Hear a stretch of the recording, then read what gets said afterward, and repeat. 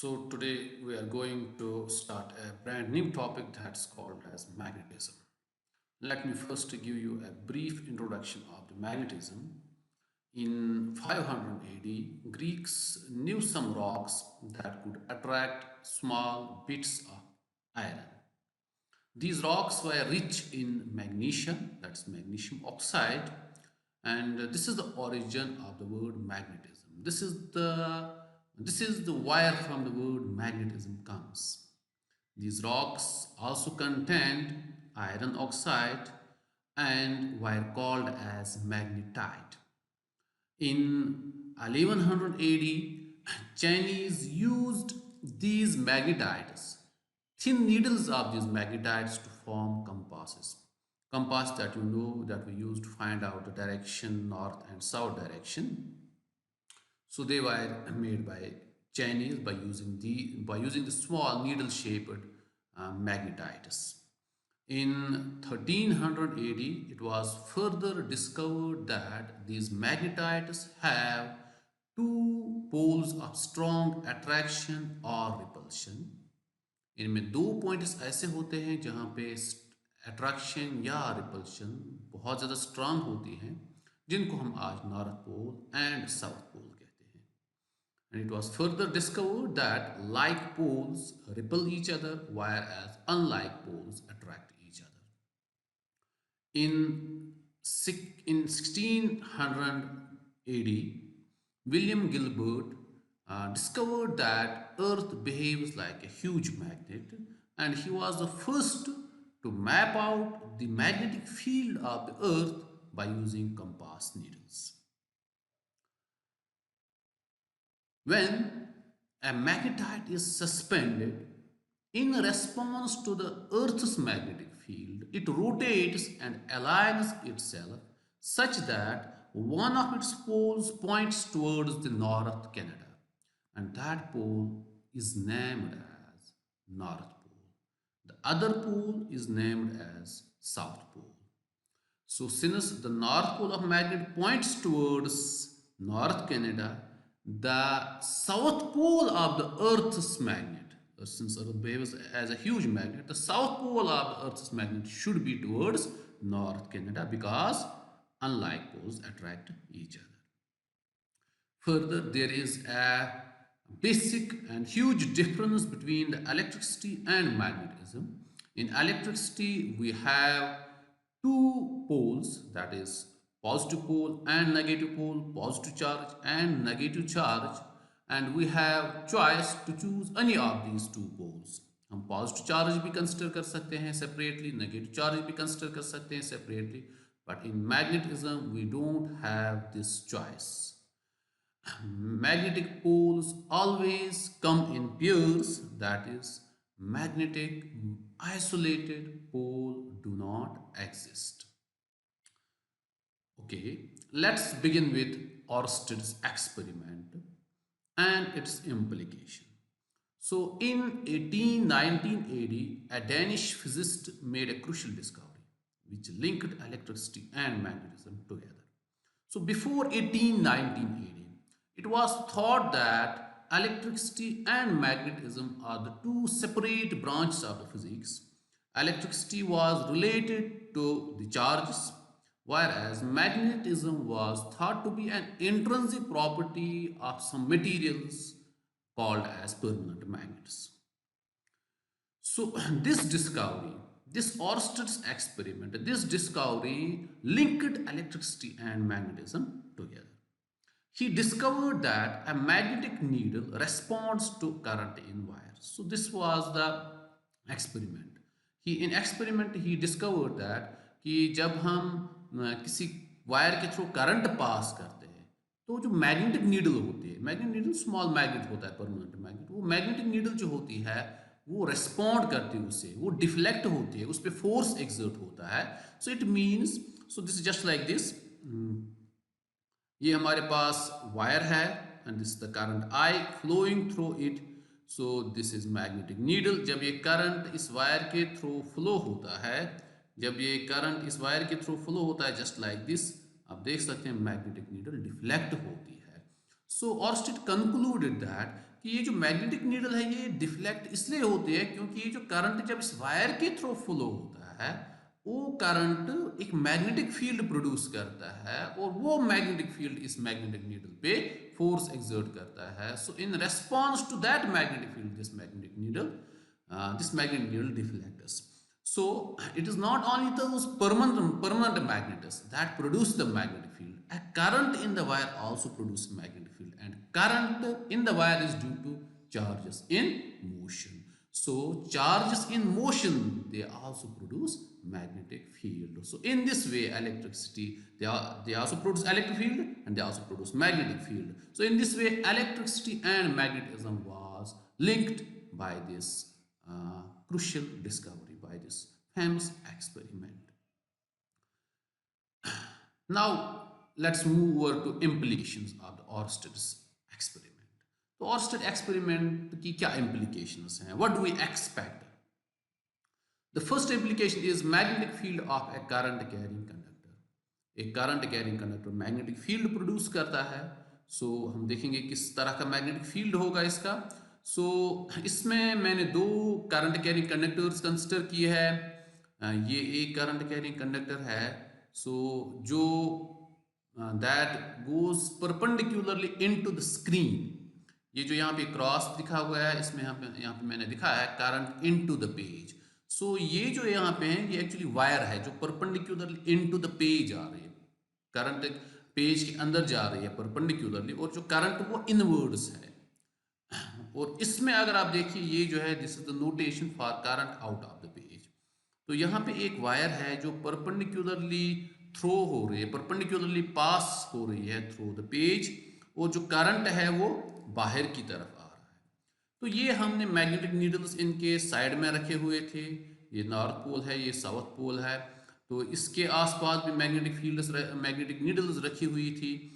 जो ही करंट हमने पास किया यहाँ पे current perpendicularly into the plane of page आ रहा है और यहाँ पे current perpendicularly out of the page आ रहा है. तो ये जो ही करंट हमने पास किया इस करंट कैरिंग कंडक्टर ने मैग्नेटिक फील्ड प्रोड्यूस किया जिसके रेस्पॉन्स में ये मैग्नेटिक नीडल्स डिफ्लेक्ट हो गई और they were aligned in this circular form. Inside the magnet हमें पता है कि मैग्नेटिक फील्ड की direction from south pole to north pole होती है. तो इसका मतलब यहाँ पे ऐसे क्लॉकवाइज डायरेक्शन होगी. सो यहाँ पे मैग्नेटिक फील्ड क्या है सर्कुलर है और क्लॉकवाइज. जब करंट कहाँ in perpendicularly into the plane of page. यहाँ पे करंट क्या है perpendicularly out of the page. तो यहाँ पे अगर आप देखोगे मैग्नेटिक फील्ड की डायरेक्शन क्या है it is circular but it is anti-clockwise. So it is anti-clockwise. यहाँ पे B is circular and clockwise. यहाँ पे B is circular and anti-clockwise. So this is the shape of the magnetic field due to a current carrying conductor. So it is always circular, but sometimes clockwise and sometimes anti-clockwise. The direction of B can be determined by right hand thumb rule. जो actual direction है कि clockwise होगी कि anti clockwise इन particular case वो हम determine कर सकते हैं by using Fleming's right hand thumb rule. So right hand thumb rule क्या कहता है कि अगर हम एक करंट कैरिंग कंडक्टर को अपने राइट हैंड में होल्ड करेंगे पकड़ लेंगे अपने राइट हैंड से सच दैट जो हमारा थंब होगा वो किस डायरेक्शन में होगा thumb point in the direction of current flow. जिस डायरेक्शन में करंट फ्लो हो रहा है उसी डायरेक्शन में हमारा थंब होना चाहिए. और जब हम इस करंट कैरिंग कंडक्टर को होल्ड करेंगे सो वी नो दैट जो हमारी फिंगर्स हैं वो कर्ल होती है. जब किसी भी चीज़ को हम पकड़ते हैं हाथ में तो फिंगर्स कर्ल होती है. तो यहाँ पे करंट की डायरेक्शन अपवर्ड्स है, थंब भी अपवर्ड्स है. ये जो फिंगर्स कर्ल होगी these fingers give us the direction of the magnetic field. Fingers curl in the direction of magnetic field. तो इस वाले केस में करंट जब अपवर्ड्स है तो मैग्नेटिक फील्ड यहाँ पे आप देख सकते हो सर्कुलर है and it is anti clockwise as given by the curling fingers. So this is the right hand thumb rule जिससे हम magnetic field due to current carrying conductor है उसकी डायरेक्शन निकाल सकते हैं. The second implication is force on a current carrying conductor in magnetic field. So last case में हमने देखा कि current carrying conductor magnetic needle पे फोर्स एक्सर्ट करता है by producing its own magnetic field. Converse should also be true, उल्टा भी सही होना चाहिए कि अगर हम करंट कैरिंग कंडक्टर को मैग्नेटिक फील्ड में रखेंगे तो वो मैग्नेटिक फील्ड भी इस पे फोर्स एक्सर्ट करना चाहिए, क्योंकि अब तो करंट कैरिंग कंडक्टर भी मैग्नेटिक फील्ड प्रोड्यूस कर रहा है, तो वो भी सोर्स ऑफ मैग्नेटिक फील्ड है। जब हम इसको एक्सटर्नल मैग्नेटिक फील्ड में रखेंगे तो वो जो एक्सटर्नल मैग्नेटिक फील्ड है that should exert force on this current carrying conductor. Magnetic field interaction होगी। तो यहाँ पे आप देखिए मैंने अगेन दो करंट कैरिंग कंडक्टर्स कंसिडर किए हैं। ये जो करंट कैरिंग कंडक्टर है it is perpendicularly into the this is perpendicularly out of the plane of the page, current is coming out of the plane of the page। तो यहाँ पे जो current carrying conductor है वो भी perpendicular to the page है but current is going into the page. यहाँ पे out of the page current आ रहा है, यहाँ पे इनटू द पेज करंट जा रहा है। ये नॉर्थ पोल लिया है हमने, ये साउथ पोल लिया है हमने। आउटसाइड द मैग्नेट जो मैग्नेटिक फील्ड की डायरेक्शन होते हैं that's always from north pole towards south pole, तो ये मैग्नेटिक फील्ड है, दिस इज मैग्नेटिक फील्ड। तो इस करंट कैरिंग कंडक्टर पे भी और इस करंट कैरिंग कंडक्टर पे भी फोर्स एक्सर्ट होता है, क्योंकि ये करंट कैरिंग कंडक्टर जो है वो अपना मैग्नेटिक फील्ड प्रोड्यूस करते हैं और ये जो एक्सटर्नल मैग्नेटिक फील्ड भी है ये उन पे फोर्स एक्सर्ट करता है by interacting with their magnetic fields। So very important, this is the direction of F is always along I cross B। So this is an experimental fact, this has proven experimentally कि जो ये force होता है इसकी direction, ये magnetic force है, इस magnetic force जो इन करंट कैरिंग कंडक्टर्स पे एक्ट होता है इसकी डायरेक्शन हमेशा किस तरफ होती है, I cross B। Current cross magnetic field, इस क्रॉस प्रोडक्ट की जो डायरेक्शन होगी वही डायरेक्शन किसकी होती है, फोर्स की होती है। आई क्रॉस बी का तो हमें पता है कोई भी क्रॉस प्रोडक्ट हो तो उसकी डायरेक्शन हम किससे निकालते हैं, राइट हैंड स्क्रू रूल से। राइट हैंड स्क्रू रूल हमें क्या कहता है, put the fingers of your right hand in the direction of first vector. पहले वेक्टर की डायरेक्शन में हमने राइट हैंड की फिंगर्स रखनी है, then sweep it into the second vector through smaller angle. फिर इस फिंगर्स को या हैंड को हमने स्वीप करना है सेकंड वेक्टर में थ्रू स्मॉलर एंगल। जो थंब होगा हमारा वो क्रॉस प्रोडक्ट की डायरेक्शन देता है, जो आई क्रॉस बी की डायरेक्शन होगी वही हमेशा फोर्स की डायरेक्शन होती है। This is an experimental fact. तो इन दो केस में हम देखते हैं जब current out of the page आ रहा है फोर्स अपवर्ड्स होता है और जब करंट इनटू द पेज आता है तो फोर्स डाउनवर्ड्स होता है। And we can prove it easily by using right hand screw rule. Next, if however I is perpendicular to B। अब अगर करंट परपेंडिकुलर है मैग्नेटिक फील्ड के, जैसे कि इस लास्ट फिगर में हमने देखा परपेंडिकुलर है, but it is not necessary कि ये हमेशा परपेंडिकुलर होगा। अगर परपेंडिकुलर है, if I is perpendicular to B then direction of force, फिर जो ये मैग्नेटिक फोर्स इस करंट कैरिंग कंडक्टर पे एक्ट होता है can also be determined by Fleming's left hand rule. फिर इस फोर्स की डायरेक्शन हम फ्लेमिंग्स लेफ्ट हैंड रूल से भी डिटरमाइन कर सकते हैं। सो this is the Fleming's left hand rule. So this left hand, so it states that कि अगर हम अपने लेफ्ट हैंड का थंब, उसकी इंडेक्स फिंगर और उसकी मिडिल फिंगर, इन दो फिंगर्स और इस थंब को अगर हम म्यूचुअली परपेंडिकुलर डायरेक्शन में स्ट्रेच करें, ठीक है, म्यूचुअली परपेंडिकुलर डायरेक्शन में हम स्ट्रेच करें। ये देखिए आप, ये ऊपर की तरफ है थंब, ये राइट की तरफ है इंडेक्स फिंगर और जो ये मिडिल फिंगर है ये आउटवर्ड्स है, ये एक दूसरे के परपेंडिकुलर है। तो फिर अगर हम मिडिल इंडेक्स फिंगर को पॉइंट करते हैं इन the direction of magnetic field, current को पॉइंट करते हैं इन the direction of middle finger, then thumb always points in the direction of force, then thumb gives the direction of force। तो जो thumb होता है वो हमें फोर्स की डायरेक्शन देता है। मिडिल इंडेक्स फिंगर बी की डायरेक्शन में रखेंगे, मिडिल फिंगर करंट की डायरेक्शन में रखेंगे तो थंब हमें फोर्स की डायरेक्शन देगा। So but remember this is only in the special case when current is perpendicular to magnetic field। in general case, general में हम force on the current carrying conductor F की direction हम right hand screw rule से निकालते हैं। The third implication is force between two current carrying conductors। अब हमें पता है कि एक करंट कैरिंग कंडक्टर को जब हम मैग्नेटिक फील्ड में रखते हैं तो उस पर फोर्स एग्जर्ट होता है, क्योंकि वो मैग्नेटिक फील्ड इसके मैग्नेटिक फील्ड के साथ इंटरेक्ट करके उस पर फोर्स एग्जर्ट करता है। तो अब हम दो करंट कैरिंग कंडक्टर्स कंसिडर कर लेंगे। यहाँ पे हमने एक करंट कैरिंग कंडक्टर कंसिडर किया, यहाँ पे हमने दूसरा करंट कैरिंग कंडक्टर कंसिडर किया। अब जो करंट कैरिंग कंडक्टर 1 है ये मैग्नेटिक फील्ड प्रोड्यूस करेगा और वो मैग्नेटिक फील्ड यहाँ पे भी होगा। तो करंट कैरिंग कंडक्टर 1 जो है उसका मैग्नेटिक फील्ड यहाँ पे आप देखिए मैंने B1 से डिनोट किया है, और इट विल बी यहाँ पे अगर आप देखोगे ये परपेंडिकुलरली इनटू द पेज होगा। हमेशा कोई भी वेक्टर हो उसकी डायरेक्शन इनटू द पेज हम इससे दिखाते हैं, सर्कल विद क्रॉस। तो ये इनटू द पेज होगा यहाँ पे। तो बहरहाल यहाँ पे मैग्नेटिक फील्ड है। कंडक्टर 1 का मैग्नेटिक फील्ड यहाँ पे है B1, और इस B1 मैग्नेटिक फील्ड में हमने करंट कैरिंग कंडक्टर 2 रखा है।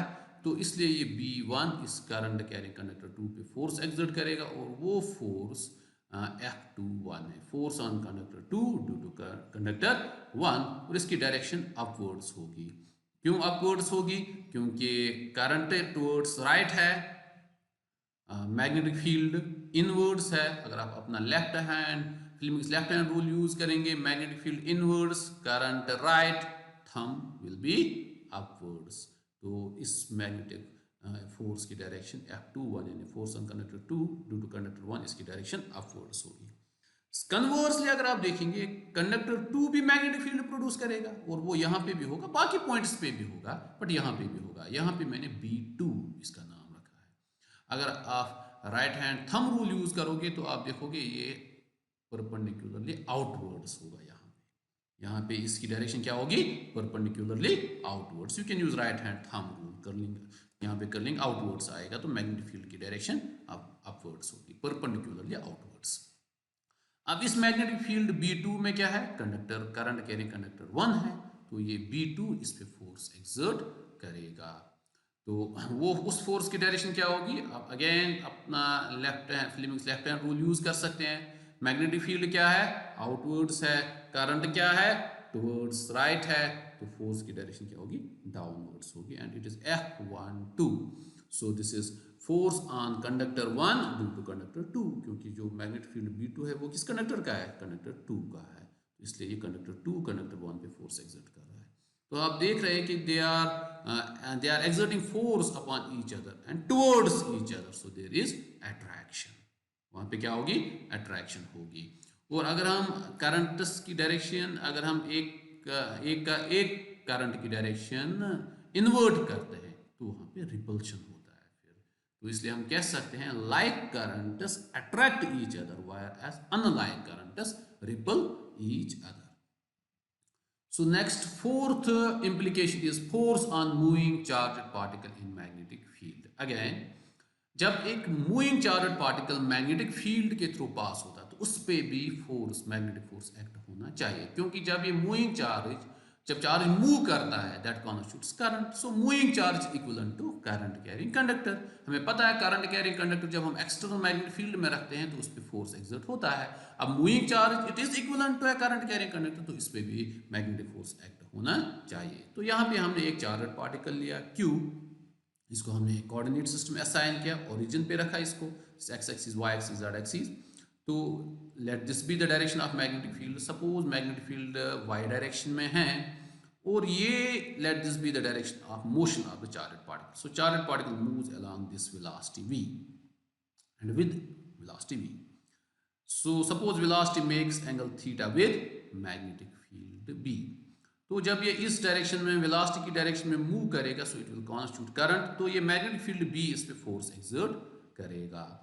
तो according to Lorentz was a scientist, so that magnetic force is called as Lorentz magnetic force. तो लॉरेंटस ने क्या कहा? एंड लॉरेंटस ने कहा कि इस पे जो फोर्स एक्सर्ट होगा F, that is proportional to the charge of this particle, that is proportional to the velocity of the particle with which it is moving, that is proportional to the strength of magnetic field, यानी magnetic field intensity, इस magnetic field strong है या weak है उसके proportional है, and it is proportional to the sin theta, ये जो angle यहाँ पे है साइन थीटा उसके प्रोपोर्शनल है, तो कांस्टेंट ऑफ प्रोपोर्शनल 1 लेते हैं. So F is equal to QVB sine theta. So this called as Lorentz magnetic force. This is an experimental factor. You can say this is a law. Very important equation. This is called as Lorentz magnetic force. Force on a moving charged particle in magnetic field is called as Lorentz magnetic force, and it's always equal to QVB sin theta. Charge into velocity into strength of magnetic field intensity इसको हम कह सकते हैं, and into sin theta. Theta is the angle between velocity and magnetic field. So इसको हम ऐसे भी लिख सकते हैं, और F वेक्टर फॉर्म में लिखेंगे. F is equal to Q को ऐसे लिखेंगे V B sin theta, just like A B sin theta is A cross B, V B sin theta we can write down V cross B. So this is the vector form. अब जो F की direction that will be the same as that of V cross B. तो जो V cross B इस cross product की right side में vector quantity कौन सी है? V cross B. Left side में वेक्टर क्वांटिटी कौन है? F. तो V cross B की डायरेक्शन होगी वही F की भी डायरेक्शन होगी. और V क्रॉस B की डायरेक्शन हम कैसे निकालते हैं? कोई भी क्रॉस प्रोडक्ट हो उसकी डायरेक्शन हम राइट हैंड थंब रूल से राइट हैंड स्क्रू रूल से निकालते हैं. तो जो V क्रॉस B की डायरेक्शन होगी वही F की भी डायरेक्शन होगी. और इन दिस केस अगर आप V क्रॉस B की डायरेक्शन निकालोगे, ये V है, तो इसकी डायरेक्शन में आप अपने राइट हैंड के फिंगर्स पुट कीजिए, then sweep it into second vector. तो इसको स्वीप करके ऐसे ले लीजिए B में, तो जो आपका थंब आएगा वो आउटवर्ड्स आएगा. जो थंब आउटवर्ड्स आएगा, and outwards is Z axis. ये जो हमने यहाँ पे साइड में लिखा है ना, इट इज एक्चुअली आउटवर्ड्स से Z एक्सिस. तो फोर्स की डायरेक्शन V क्रॉस B की डायरेक्शन भी अपवर्ड्स होगी और फोर्स की डायरेक्शन भी आउटवर्ड्स होगी. So direction of F is given by right hand screw rule. तो ये आ गया Z एक्सिस के अलोंग फोर्स. इसको लॉरेंट्स मैग्नेटिक फोर्स कहते हैं. Special cases, if V is equal to 0, velocity 0 means charged particle is at rest. जब charged particle rest में होगा, it won't constitute current. जब ये करंट नहीं बनाएगा तो इस पे फोर्स नहीं होना चाहिए. ठीक है, that particle is at rest, then F is equal to 0. क्योंकि V ही जब 0 है, F is equal to QVB sin theta. V को 0 दीजिए, F 0, तो इस पे कोई मैग्नेटिक फोर्स एक्ट नहीं होगा.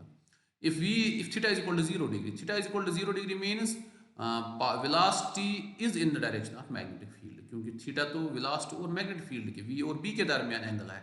जब 0 डिग्री इट मींस V और B एक ही डायरेक्शन में है, यानी particle moves parallel to B, then F is equal to QVB sin 0 degree. sin 0 degree किसके बराबर होता है? 0 के बराबर, इसलिए किसके बराबर होगा? 0.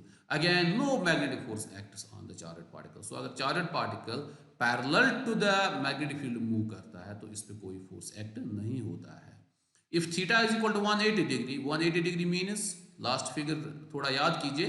सो 180 degree means velocity is antiparallel to B. Velocity की डायरेक्शन मैग्नेटिक फील्ड की अपोजिट है. So particle is moving opposite to B, antiparallel to B.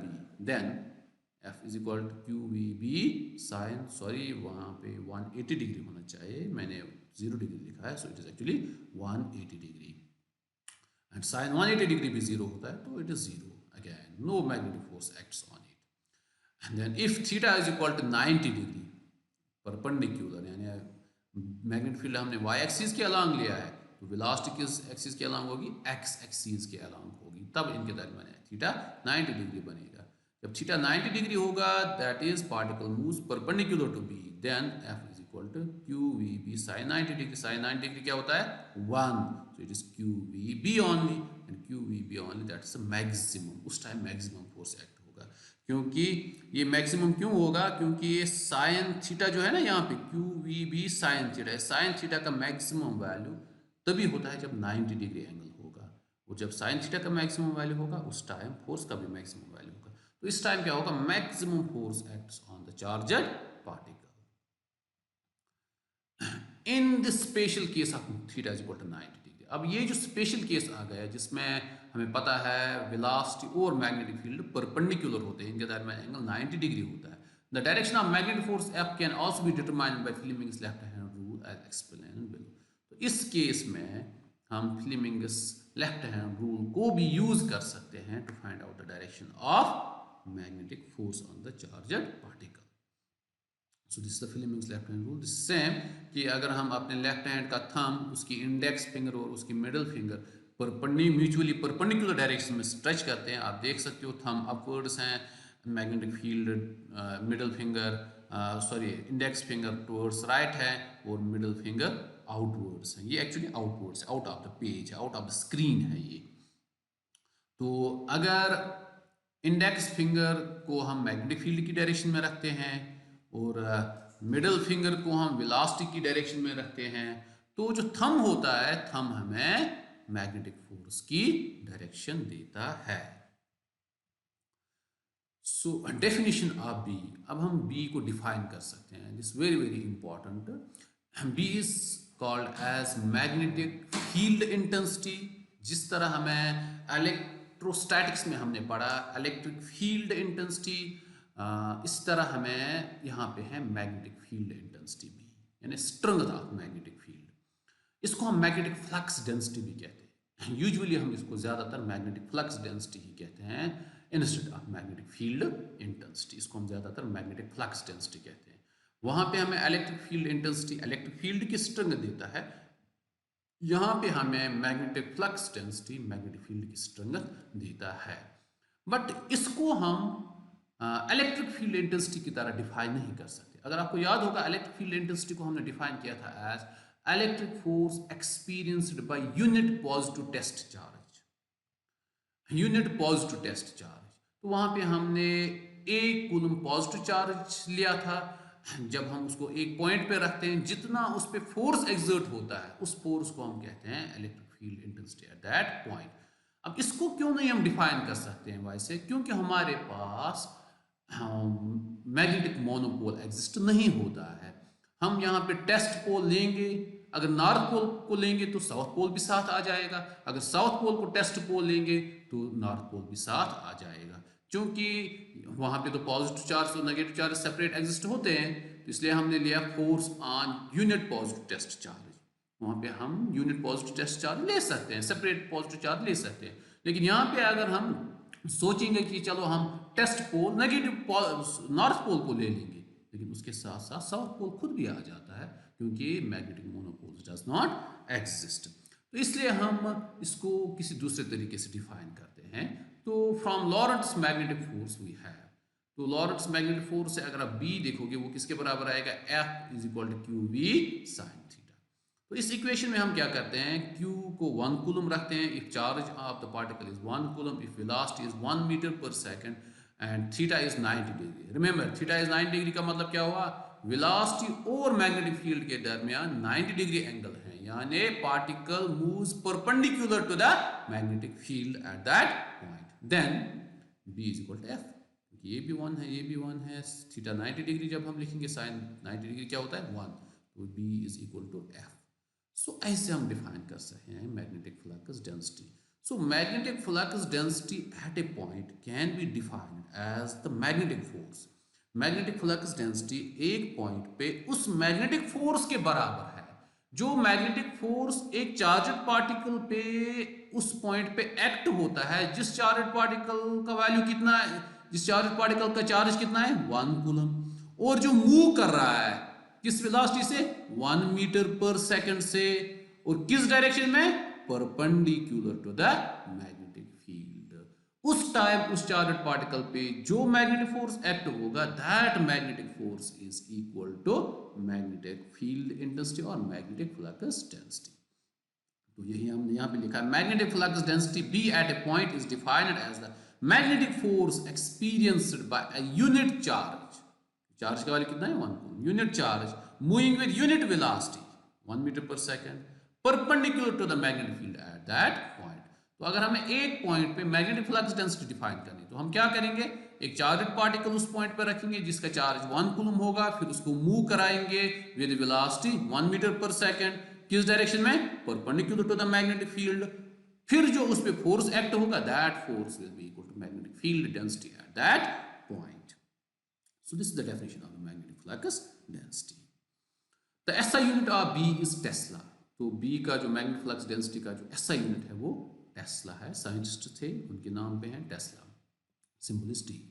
तो अब हम ये डिफाइन करेंगे, if Q is equal to 1 coulomb, V is equal to 1 meter per second, theta is equal to 90 degree and F is equal to 1 Newton, then B किसके बराबर आएगा, F के बदले आएगा 1 न्यूटन, Q के बदले आएगा 1 कूलम, देन V के बदले 1 मीटर पर सेकंड, थीटा के बदले 90 degree, sine 90 degree is always 1, तो B किसके बराबर आएगा 1 newton 1 coulomb into 1 metre per second, sine 90 degree is 1, इसलिए मैंने यहाँ पे वो नहीं लिखा है, that will be equal to 1 newton second per coulomb metre and this is called as tesla, this unit is called as tesla, so that is B is equal to 1 Tesla.